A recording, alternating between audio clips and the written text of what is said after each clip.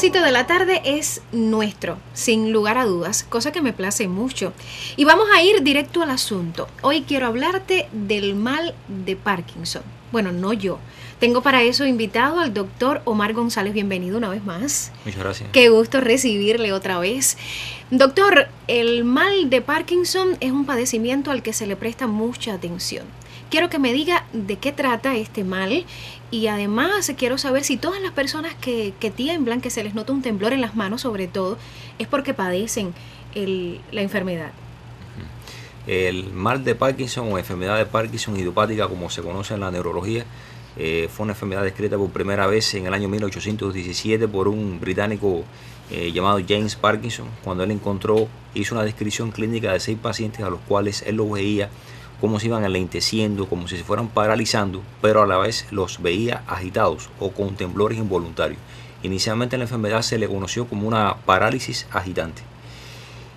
Según la pregunta que usted me hace, no todo lo que tiembla, como decía un profesor mío, es Parkinson. O sea, no todo trastorno involuntario de temblor en una persona es enfermedad de Parkinson. Hay otras muchas enfermedades que pueden producir otros temblores, y el Parkinson sencillamente es una de ellas. El temblor de la enfermedad de Parkinson es un temblor específico que se le llama de reposo. O sea, el paciente lo manifiesta estando tranquilo y desaparece cuando va a hacer alguna acción, algún movimiento, y también desaparece durante el sueño.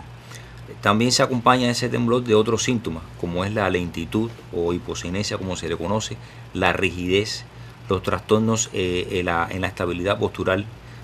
Suele aparecer caídas espontáneas, inestabilidad para caminar y una pérdida del validismo en la medida que progresa la enfermedad, en la cual el paciente inicialmente se ve torpe para manipular, para hacer acciones motoras finas como abrocharse la camisa o los zapatos, por ejemplo, para coordinar los movimientos, y poco a poco lo lleva a final de la enfermedad a un estado de postración crónica. Una vez que aparecen los primeros síntomas, como es el temblor, que es el que generalmente primero aparece, es el inicial. Y puede ser que la enfermedad tenga un progreso, una evolución de hasta incluso 20 años después. ¿Tiene cura? No hay una cura definitiva hoy en día, pero sí hay varios tratamientos entre medicamentosos y quirúrgicos que pueden disminuir los síntomas de la enfermedad. ¿Quirúrgico también? También. ¿Se tiene noticia de eso hace mucho tiempo o es solo reciente? Es solo reciente, sobre todo a finales del siglo XX y ya en pleno siglo XXI, y algunos procederes quirúrgicos que se pueden implementar para prolongar la vida y mejorar la calidad de vida del paciente con enfermedad de Parkinson.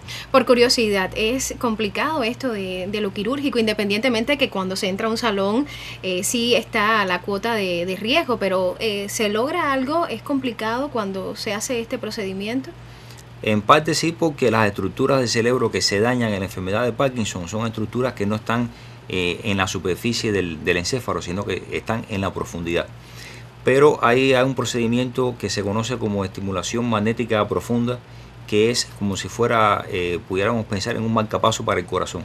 Algo parecido que se puede llevar externamente en el cuerpo y que esté conectado a esas posiciones internas del cerebro, como la región del tálamo, por ejemplo. Y el paciente, según demanda, puede calibrar la intensidad del impulso eléctrico que envía a esa zona del cerebro con el objetivo de disminuir su temblor. No es un procedimiento muy al alcance de la mano, ¿eh? No, y sobre todo está circunscrito a países del primer mundo, sobre todo. Ya. Vamos a seguir por la cuerda de investigar, de saber ahora si es hereditario el padecimiento. ¿Cuáles son las personas que pueden padecerlo? Bueno, desde el punto de vista epidemiológico, las estadísticas indican que ya por encima de los 65 años, hasta un 1% de la población lo puede llegar a padecer. Y por encima de los 40 años, solamente un 0,3% de la población general. El trastorno en general se comporta de manera esporádica, o sea, no tiene un patrón de herencia familiar, aunque se reporta hasta entre un 5 y un 15% de pacientes con enfermedad de Parkinson que pueden tener un comportamiento familiar en dependencia de algunos genes que pueden estar alterados. Pero en sentido general se comporta de manera esporádica. O sea, una persona tiene un riesgo de padecer la enfermedad igual que otra persona que haya tenido tal vez familiares que hayan padecido la enfermedad. Doctor, vamos a hacer una pausa. Para estar a tono con los avances de la ciencia y también la técnica, busquemos en Internet. Quiero compartir contigo lo que encontramos en Internet sobre el mal de Parkinson. Y mientras tomamos un buchito de agua acá en el estudio, ¿le parece? Sí, bueno.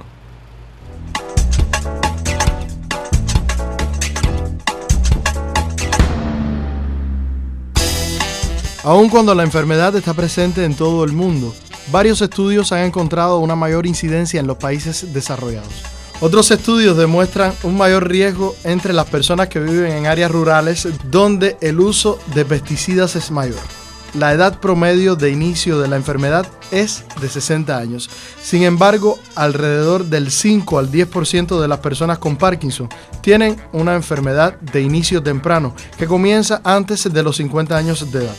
Las personas con uno o más familiares cercanos con Parkinson corren un mayor riesgo de desarrollar la enfermedad.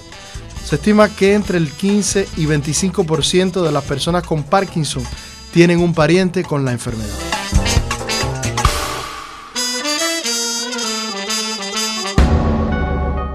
¿Cuántas ideas llegaron desde Internet? Al final, analizar que las estadísticas que se daban son generales, doctor. Se habla sobre todo del factor de riesgo de la edad en este mal. ¿Coincide? Más de 60 años. ¿Coincide usted con este criterio? Sí, como no. Habíamos dicho previamente que después de los 65 años de edad, hasta un 1% de la población puede tener o puede padecer la enfermedad de Parkinson. Es importante, insistía para que me lo comentara porque la gente en casa quiero que esté bien clara, que esté muy al tanto de cualquier síntoma que hemos mencionado en la tarde de hoy. Y ahora quiero buscar una buena noticia. ¿Cómo prevenirla? ¿Se puede prevenir?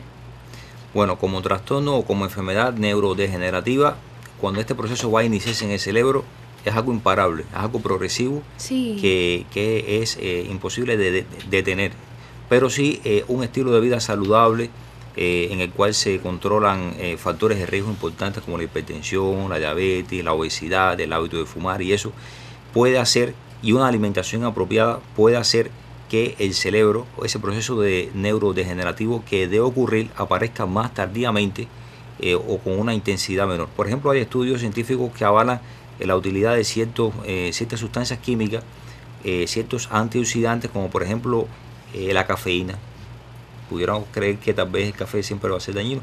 No, hay estudios que avalan que tiene sustancias químicas antioxidantes como las catequinas, por ejemplo, incluso el mismo chocolate, que en estudios basados en la medicina, en la evidencia, han descrito que previene en cierta medida la aparición de ciertas enfermedades neurodegenerativas como la enfermedad de Parkinson, la enfermedad de Alzheimer e incluso los accidentes cerebrovasculares también.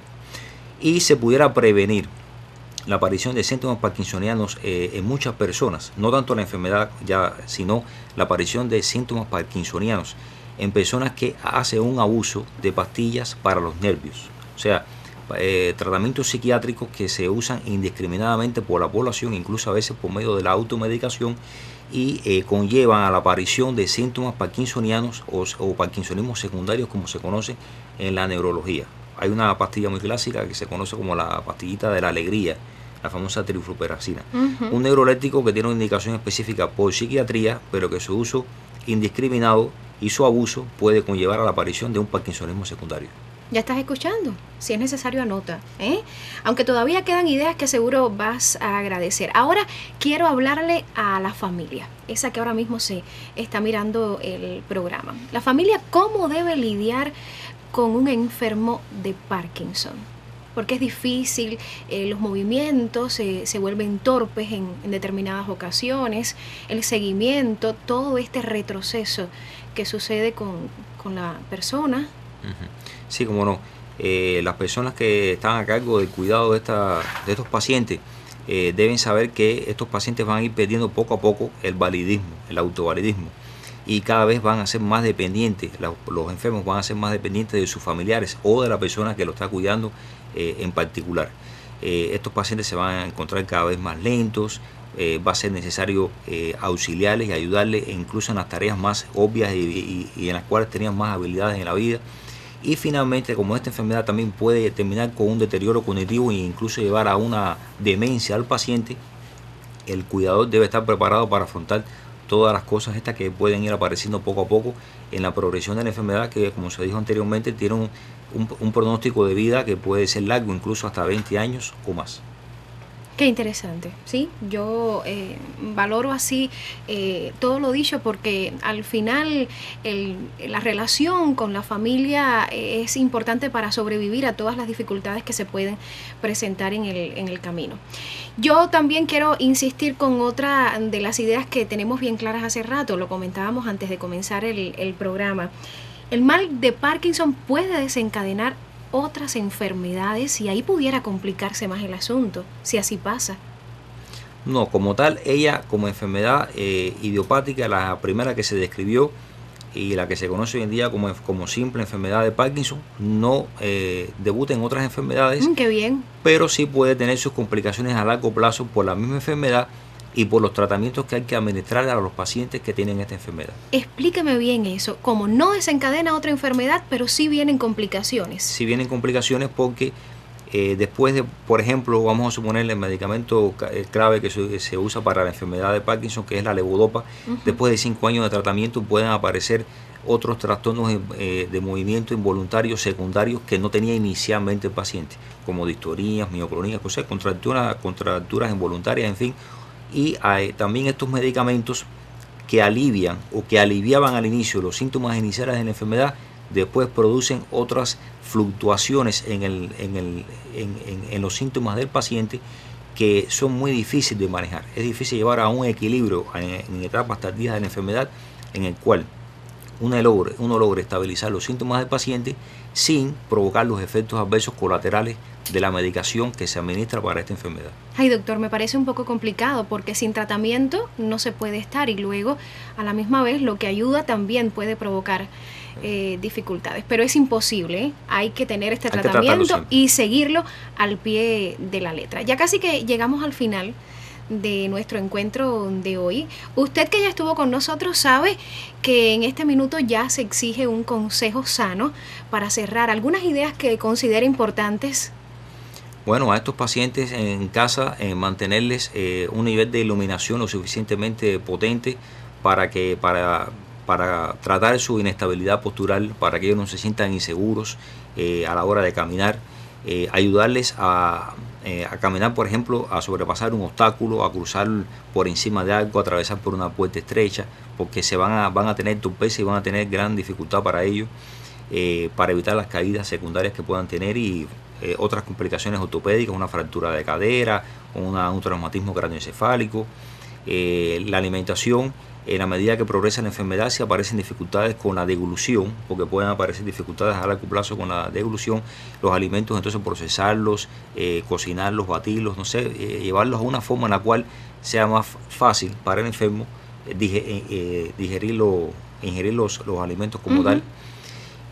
Son las cosas principales que lleva esta enfermedad. Y lo comentábamos hace un ratico también, lo básico, lo que se recomienda por lo general, y ojalá que la gente acabe de entender que es importante hacer ejercicios, comer sano, cuidarnos mucho, y hasta el ejercicio intelectual, que también sirve, ¿no crees? Cómo no, no solamente el ejercicio físico. Una cosa interesante, estos pacientes no tienen que limitarse la actividad física, pueden hacer la actividad física hasta donde ellos se sientan cómodos, sin que ellos tampoco se pongan metas muy autoexigentes, pero pueden hacer la actividad física y es recomendable que la hagan. Y la actividad cognitiva, o sea, la terapia cognitiva es muy importante, que tengan la posibilidad de leer un periódico, de mantenerse en contacto con alguna red social si tienen acceso, de jugar, hacer juegos de mesa de entretenimiento, visitar un museo, ponerse en contacto con otras personas, es muy importante porque eso permite que el proceso neurodegenerativo que lleva a un deterioro cognitivo progresivo en la persona se retrase y se reduzca en la mínima expresión. Gracias, doctor, por el encuentro de hoy. Yo sé que estará con nosotros otra vez y contigo cuento para el próximo jueves. Hasta entonces, muy buenas tardes.